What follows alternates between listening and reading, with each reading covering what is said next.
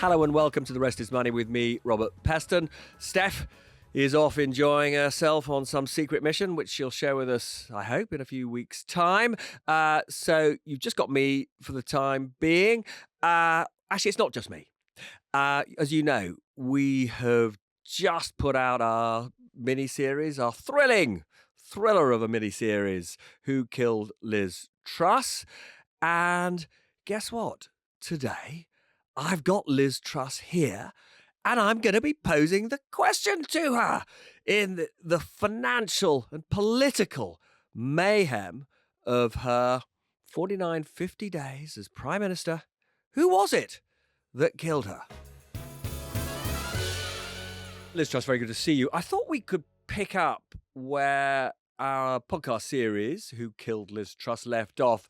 In it, I said that before the mini-budget, no one had told you or your Chancellor, Kwasi Kwarteng, about this £1 trillion pool of risk, which meant that if government bond prices fell, that would lead to forced sales by pension funds, or rather these LDI funds which they controlled, of government bonds, which would lead to a financial crisis for the government. And that financial crisis played out in an extreme form. Is it correct that until after the mini-budget, nobody at the Bank of England or the Treasury had told you or the Chancellor anything about this massive financial risk? Well, that is true. Until I heard about the problems on the Monday after the mini-budget, I'd never even heard of an LDI. I didn't know what this was.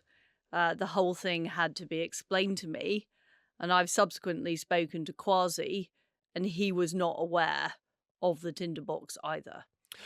And if you'd been told about the enormous financial risk that you would be running with your mini-budget as a result of this pool of risk, would you have modified your plans?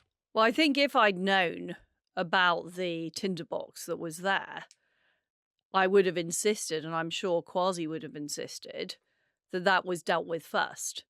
And I think it's worth pointing out that as well as the mini-budget on Friday, we also had the Governor of the Bank of England on the night before the mini-budget announcing a huge gilt sale, which also contributed to the febrile situation that, on top of what we later discovered was a tinderbox. So the Bank of England themselves, I think, ought to have been sorting out the LDI issue before announcing the sale of government bonds.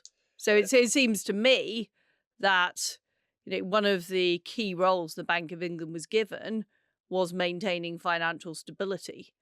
And they clearly didn't do that. Not did they just not do that, they either didn't know about the problems themselves, or they most certainly didn't tell the Treasury about those problems. And of course, if I'd known the chain of events, the part the mini budget played in it, we would have been looking at how do we deal with this £1 trillion issue first. But we simply didn't know about it. I, on the whole, am a believer in the great British tradition of cock-up rather than conspiracy. And it seems to me that that decision by the Bank of England at the Monetary Policy Committee meeting the day before the mini-budget to sell all those gilts, tens of billions of pounds worth of government bonds, shows how ignorant the Bank of England was about this massive pool of risk. And if that's the case, what do you think should have happened subsequently to hold the Bank of England to account? Because it has two primary responsibilities. One is monetary stability, keeping inflation low, and the other is financial stability, avoiding crises just like this one. And it's had that responsibility throughout its multi-hundred-year history, but that responsibility was given much more force by George Osborne when he was Chancellor. This looks like a grotesque failure of its regulatory responsibilities. Well, I believe it is just that. And I think what's worse is rather than front that up, the governor immediately sought to blame the mini budget for what had happened. And I think that is a very, very difficult position for a politician to find themselves in. First of all, because we were playing catch up, not knowing about the LDI issue at all. We were scrambling to explain what had happened when it was completely unexpected. And secondly, their failure to properly explain that to the world at large was what happened on that Monday and Tuesday. And to this day, I don't know the extent. I mean, you asked a question, Robert.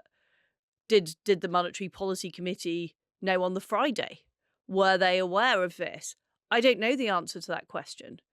And I do think it's extraordinary because many independent economists have said this was the major cause of that, financial instability was the LDI crisis. There has not been an investigation of who knew what when, who told other people that this was a problem.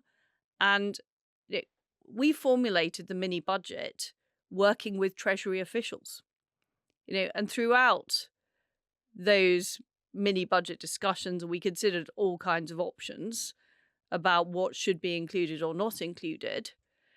The Treasury officials were clear that this was not going to, precipitate a major event. We obviously knew that the cost of government borrowing was going up.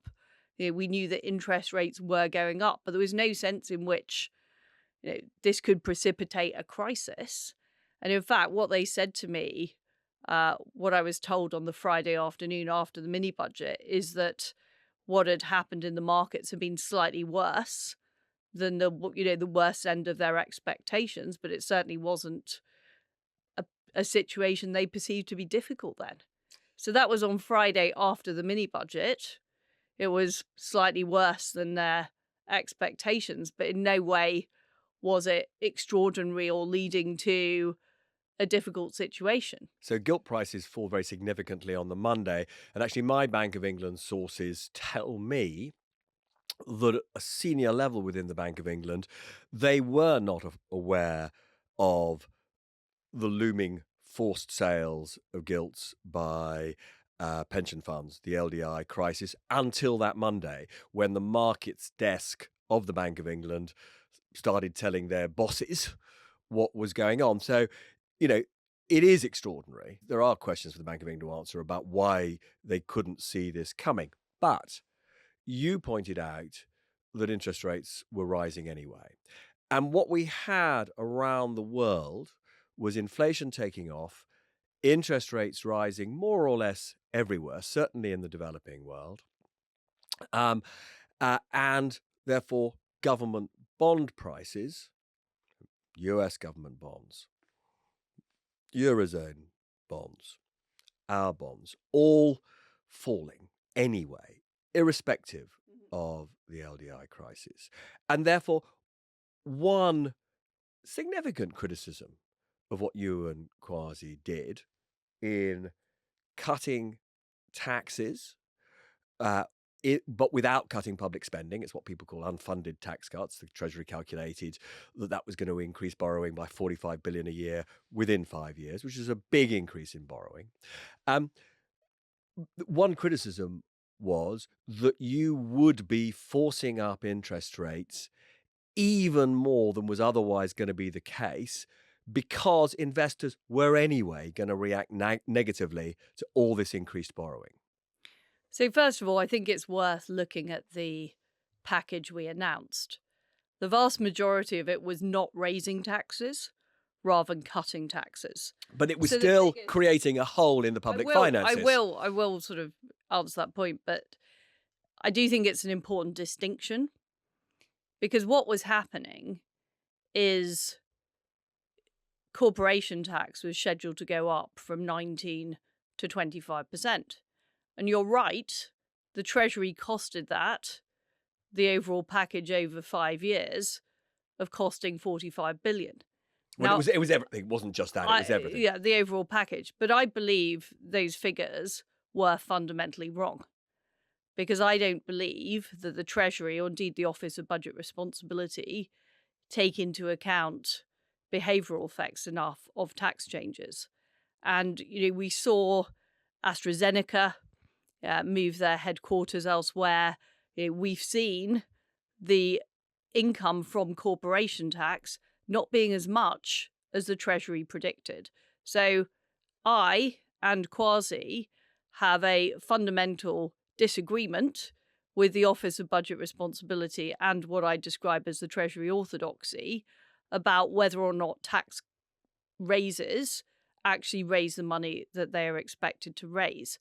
And if you look at recent borrowing figures, the projections of the OBR have turned out to be wrong on borrowing. So the logic of what we were doing was to seek to increase economic growth by keeping taxes down where that would have an impact, getting rid of taxes like the 45p rate that were not contributing to the exchequer or economic growth, and deregulating. So, for example, getting on with fracking, creating investment zones where it is easier to build houses, and our plan was to restrain public spending.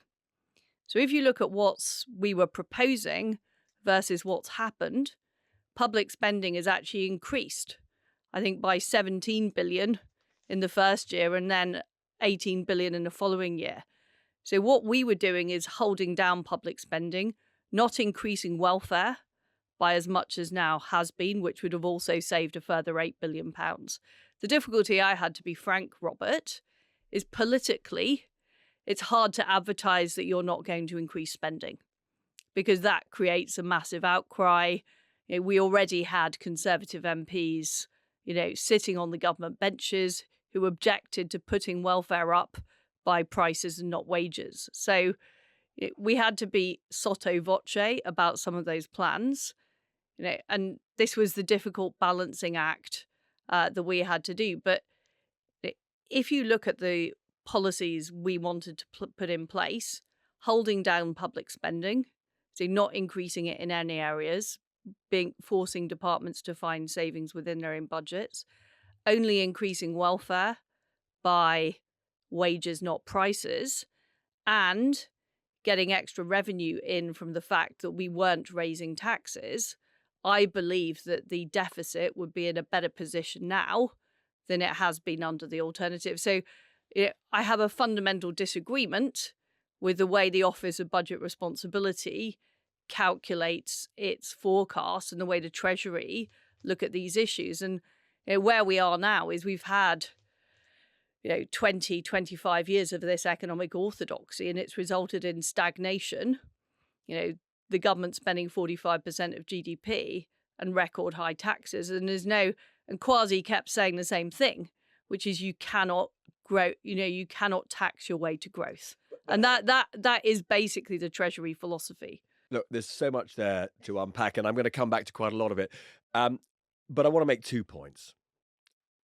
One is, there is no serious economist who argues that tax cuts pay for themselves. Yes, there is an argument about, essentially the size of a deficit that may be caused when you cut taxes, or indeed there's an argument about how much tax will be raised when you increase taxes, because of course there are behavioral issues. Of course, when taxes go up, some businesses choose not to invest or they choose to relocate. And of course, when taxes are cut, you sometimes get a bigger or smaller benign effect in terms of investment.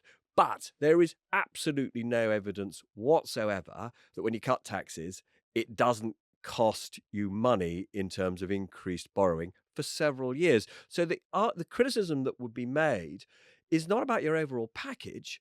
It's about the fact that you put the cart before the horse, in the sense that if you had done your planning reform first, if you'd announced reform of welfare first, if you'd announced your reforms to the way the civil service works to save money from, keeping the growth in public spending down first, they would have created the conditions that would have allowed you at a later point, maybe not that far, maybe not so many months later, but they would have created the conditions for you to cut taxes and not spook the market. So do you at least accept the criticism that you just did what you wanted to do in totally the wrong order, and that actually blew up all your plans?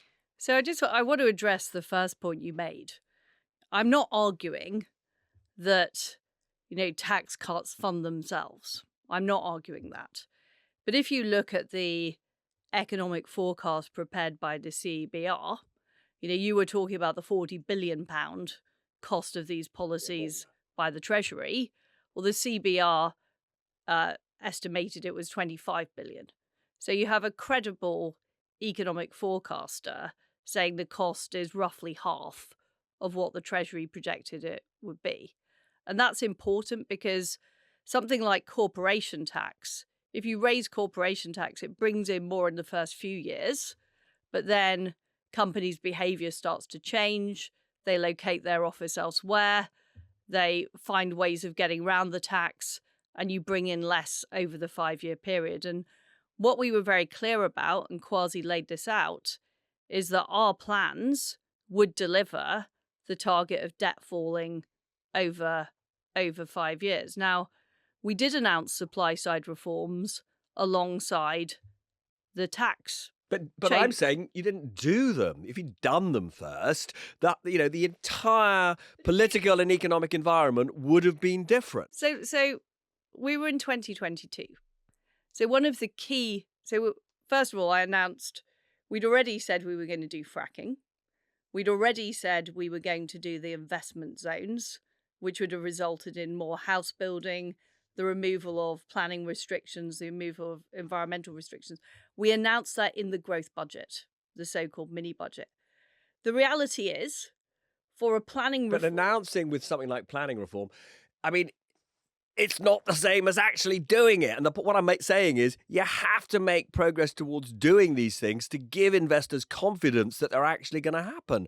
And so I am trying to answer your question. Right, I was going to answer about 3 questions ago. You keep putting new questions to me. But it's the same question. It is just that we do have a bit of a disagreement about this. Let me answer this, because the investment zones, we wanted to get them going as quickly as possible. So we were in September 2022, realistically, the spades would only start going in the ground the following summer. And that was with a fair wind. Likewise with fracking, when are you going to start seeing the improvements in energy prices? Well, that is going to take some time to feed through. We wanted to do the North Sea licenses straight away, get rid of the windfall tax, open those things up. But most supply-side reform, you are not going to start to see improvements before about 2 years. And we were in 2024.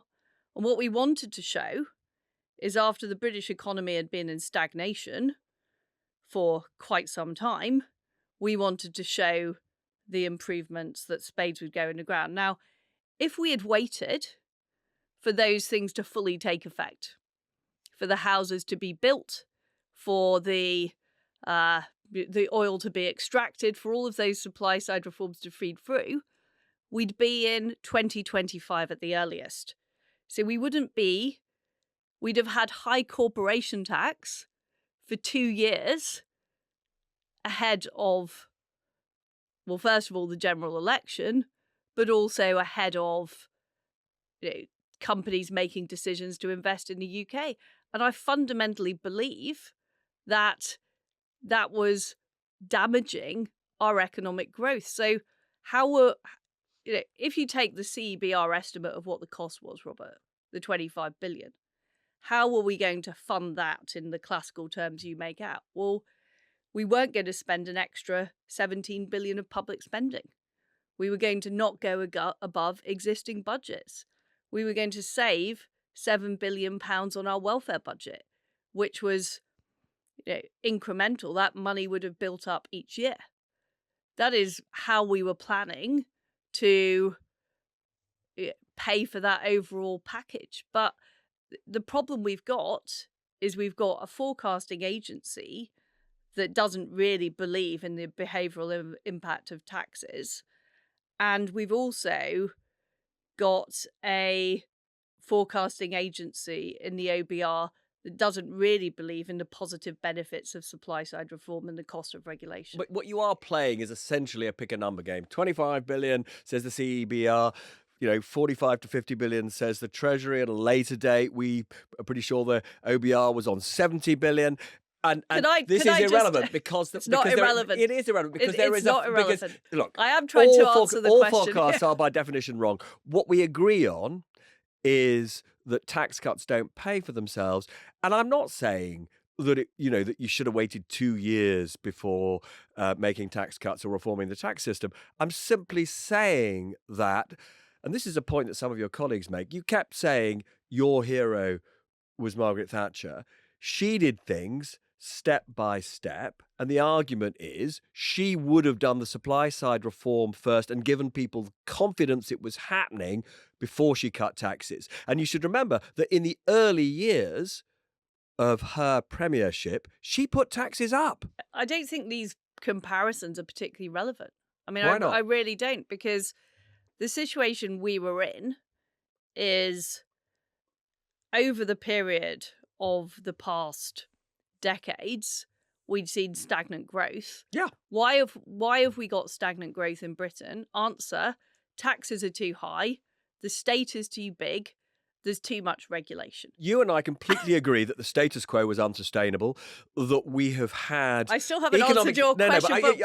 You are going to answer it in a second, but the economic stagnation was plainly, economically, the biggest problem we faced, and simply doing what we'd been doing for years wasn't going to solve it. Now, it's important for people listening to this to recognise that there are alternative views about what you do to shake things up. And can I answer the question about the alternative view? Because there are economists like Doug McWilliams and Patrick Minford who believe that if we had continued with our plans, the economy would be growing faster and we'd be dealing with the deficit better now. And there are plenty of economists who completely disagree. We should say that. And those are the ones that I think are wrong.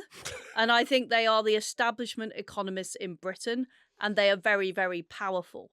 But it's not true to say there are no economists who agree with me. I didn't say that. But even Doug and Patrick would almost certainly agree that sequencing of these sorts of reforms matters.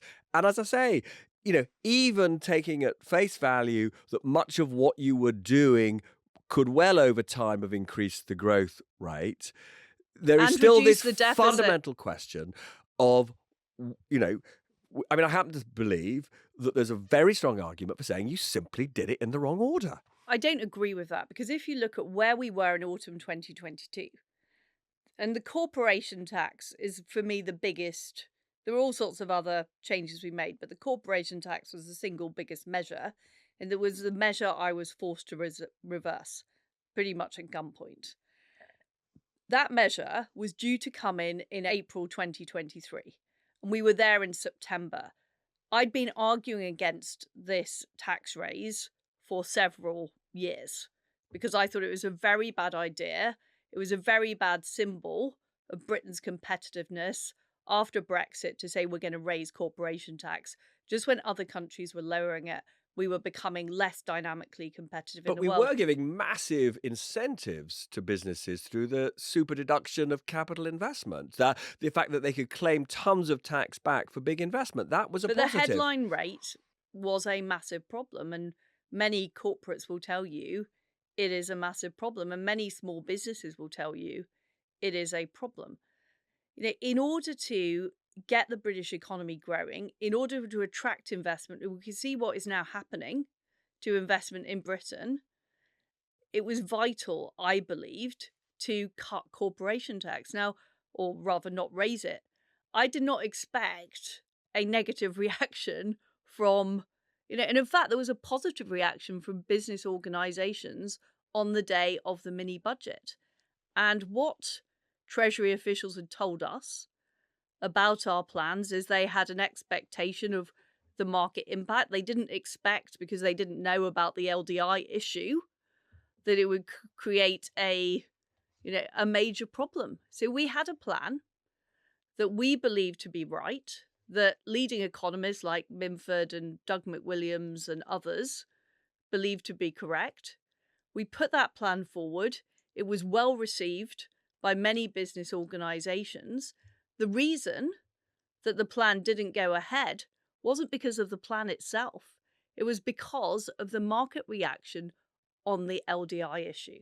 I ask you a counterfactual, Robert, that if there wasn't 1 trillion of LDIs that had not been properly presided over, do you think we would have seen that reaction on Monday? It definitely wouldn't have been as extreme. And of course, we are in this counterfactual world where it's impossible to know. There would, I'm pretty sure, in that environment of government bond prices falling across the world, I'm pretty sure that the price of government bonds in the UK would have continued to fall. Interest rates would have continued to rise. People's mortgage rates would have continued to rise. Whether they would have risen to the level that made it completely unsustainable for you to continue employing quasi-quating and continuing with your budget policies, that's very unclear. I do think, and this is the thing, this is a point where you and I sort of agree, okay? One of the things that I've been sort of focused on for many, many, many years is how investors make their decisions in a globalized economy where finance is global. And the reason you were so vulnerable is because at a time when interest rates are rising all over the world, at a time when bond prices are falling all over the world, the big money is made by investors who identify what I think of as the sort of, the ugliest, in this case, country in the room, the country that is most vulnerable. And the reason the LDI pool of risk was so damaging for the UK in the context of your mini budget is for those investors, hedge funds, the UK, after the mini budget, with the LDI problem, became a one-way bet. And what happens when investors target, essentially, they are hunters, right? You see the wounded prey and you think, I'm going to kill that, right? And the problem that you had was that because of the combination of the mini budget and the LDI pool of risk, we were the wounded prey. And at that point, investors just pile in. They just think, okay, we can kill this. We can kill this and make an absolute fortune. If you're short selling in those circumstances, you make a fortune. And then if you happen to hold this stuff and you don't want to suffer losses, you just dump all this stock. You dump all these assets. You dump gilts. And that was why this was such a dangerous moment for the country and for you. I think the other, of course, there was the LDI factor, but there was also the factor that clearly the economic establishment, including the Bank of England and, Treasury officials briefing journalists, the Office of Budget Responsibility having their forecast leaked. It was clear. You'd upset a lot of people. Yeah, I mean, let's be it was clear, clear. you had upset a lot of people. In the leadership election, I said that I felt that the way monetary policy had been enacted, I called for a review of the Bank of England's remit. I said that I thought the OBR's forecasting processes were wrong and that the Treasury orthodoxy was a problem. So yes, I mean, maybe it was a mistake to be honest about what I thought before taking these forces on. But the fact is that rather than backing the government up, which should be the responsibility of the Bank of England. It should be using monetary policy in concert with fiscal policy. It should be maintaining financial confidence. The Office of Budget Responsibilities forecast should not be entering the public domain via the front page of newspapers, and Treasury officials should not be leaking briefings. So this is very important as to why people perceive the government as prey, because they could see that the people who were meant to be working for us were not on our side, and that is a problem. And the second issue was that some conservative MPs were also not signed up to a program of supply side economics and fiscal restraint, and they made that very clear in the media as well. So, I felt back in 2022, which is why I put myself forward in the leadership election in the first place, is that we needed a significant change in our economic policy, that the country was stagnating, that taxes were at a 70-year high, that the government was getting bigger and bigger, and we needed to take on that orthodoxy. And, you've given the alternative scenario, Robert.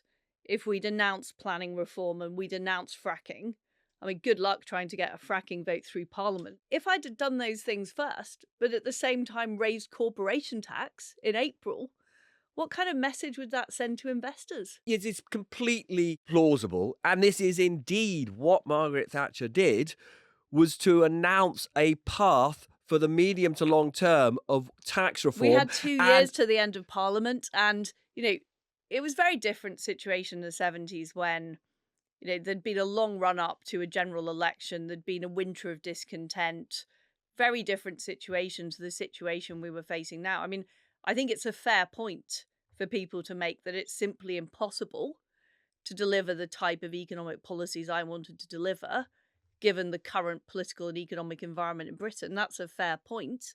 But I don't think the idea that we could have announced fracking and planning in the autumn, raised taxes, and then announced we were cutting them a year later, I don't think that is a plausible scenario that could have happened. Well, look, lots of people would agree that we've got to deal with this planning issue, which makes it incredibly difficult for businesses to build the plant they need, the buildings they need, to build houses, to build infrastructure. We got a massive planning uh, uh, problem here, and it's faintly depressing to hear you say, actually, that you're really pessimistic that you could have achieved any progress on that. But on fracking, I mean, obviously, I have to, because I mean, there'll be lots of people shouting at this podcast. I think it is important to point out two things. One is, as you say, on fracking itself, split your own party. I mean, you'd be, as you say, we did have a vote on your last day before you resigned. We had a vote, and there was turmoil in the House of Commons, and there's partly turmoil, partly because of people worried about the environmental costs, and partly because actually the evidence. I know you believe that there's this great source of potential cheap energy for the UK, but it's not proven. So, I do think quite often when you talk about fracking, there are all sorts of other things that you could have done and you talked about that would have increased the supply side potential of the British economy and started to deal with our growth problems. So we announced investment zones, which was essentially a planning reform in the mini budget. So we did do significant planning reform, and the fundamental idea behind investment zones is that rather than having the very long-winded, litigious planning process we currently have for building houses and businesses and industrial sites, instead, a local authority has a tax incentive to implement a planning zone which is what countries that get much faster house building do. It's essentially pre-approved planning. So we did that. We had a way of delivering that. We did as much as we could on planning in the mini budget. But on fracking, I mean, the fracking in the United States has transformed their economy. It's one of the reasons why GDP per capita in the US is so much higher than it is in the United Kingdom, because their energy prices are half what people are in the UK. And one thing Yeah, that but really hang on a one second. thing Hang on a second. You're completely right I that fracking did massively boost the I'm growth trying to prospects, answer your but it has a completely different geology to the UK and much less population density than the UK. It's a completely different structure. but a fracking well doesn't actually have much on the ground infrastructure. Most of the work is underground when you're fracking for gas. And there are plenty of uh, oil exploration outfits who will tell you there is a wide availability of gas under the United Kingdom. Are you saying that British people who are really worried about the earth tremors, which they felt with even minimal drilling, are just wrong? What I'm saying is I don't feel on these environmental questions the real trade-offs are presented to people. So if you gave people a choice of would you allow fracking in your area and have half your gas bill cost half what it does today, people might change their view. But the problem is people are just presented with the negative side and not the positive side. It's a bit like house building. Do you want a house built in your backyard? Well, no, I don't. Do you want somewhere your grandchild can afford to live locally? Yes, I do. And I think British politics and British political journalism, with you as the exception, Robert, has been very, very poor at presenting what is the coherent argument. And of course, in order to see whether or not the UK does have massive fracking potential, you need to get on with it. We know there is gas under the UK. There's also a problem that we're not exploiting our North Sea reserves enough. And this is why I wanted to remove the windfall tax and make it easier for licensing to take place in the North Sea. But why not make it much easier to build wind farms, for example? I very I agree rarely with that hear as you well. say we've Hey, got to have loads more wind farms. I signed up to having more wind farms. I completely support building renewable energy as well. I support building nuclear energy. I want Britain to become a net energy exporter, which will be a combination of renewables, oil and gas, and nuclear. I'm very, very supportive of that.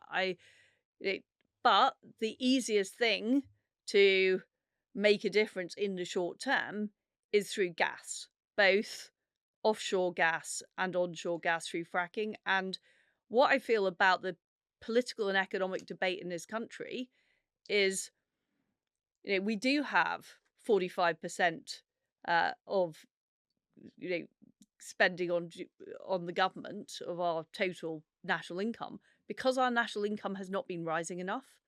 And there are too few people who are actually prepared to look at what are the reasons for that. One of the big reasons is energy costs. Another big reason is the planning system. Another big reason is the sheer level of regulation that we have in this country. We left the European Union, but we've still got the vast majority of European Union laws on our statute books.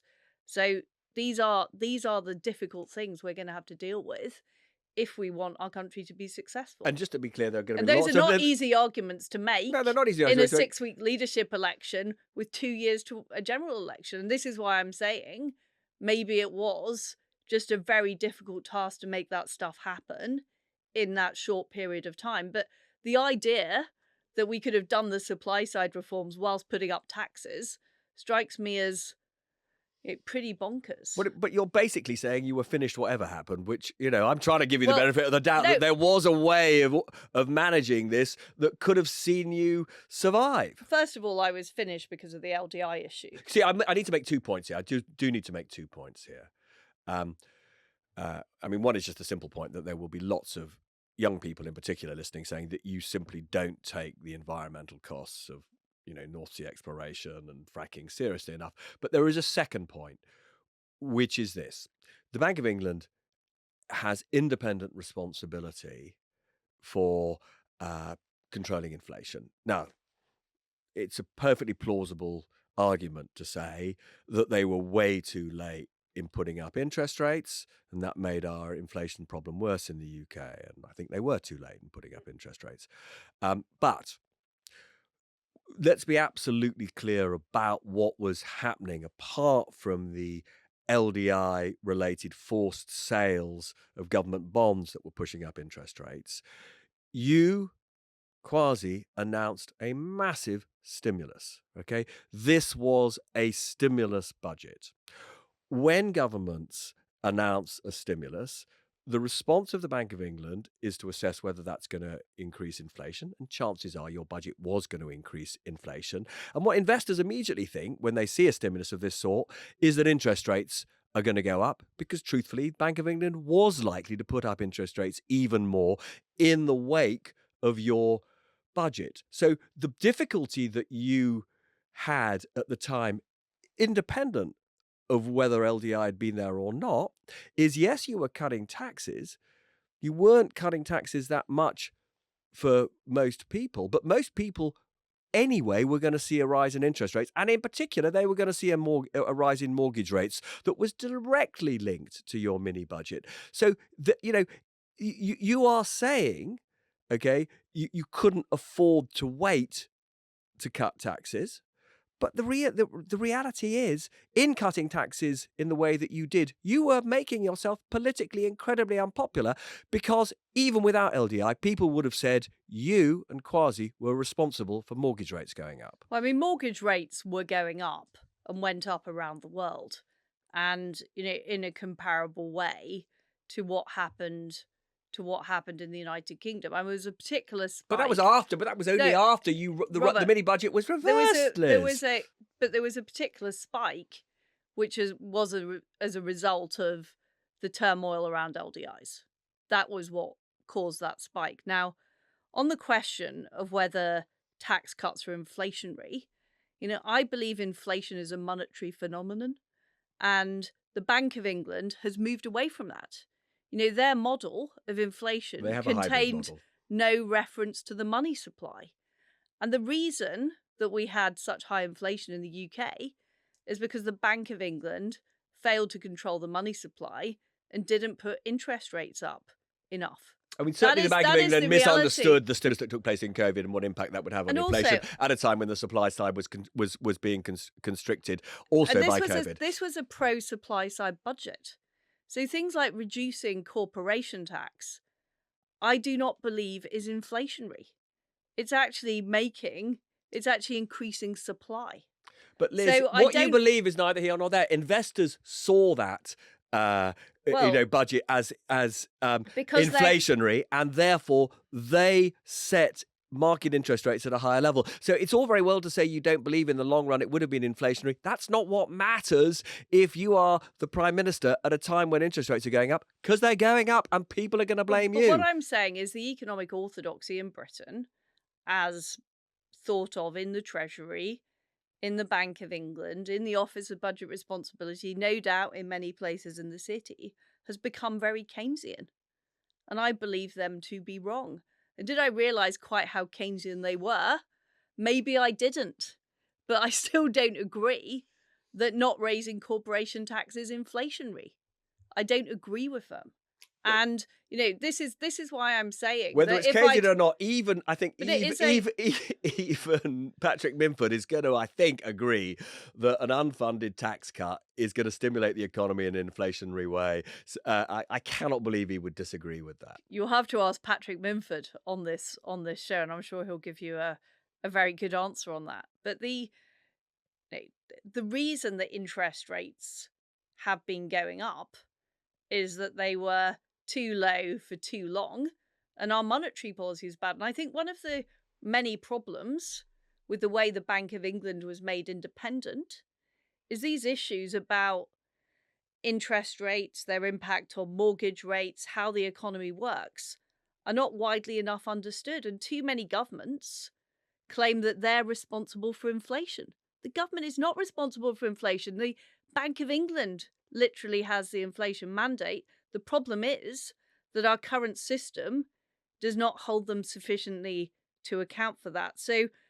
politicians seem to have outsourced all the power, but taken all the blame for everything that happens. And why are interest rates on mortgages higher than they were?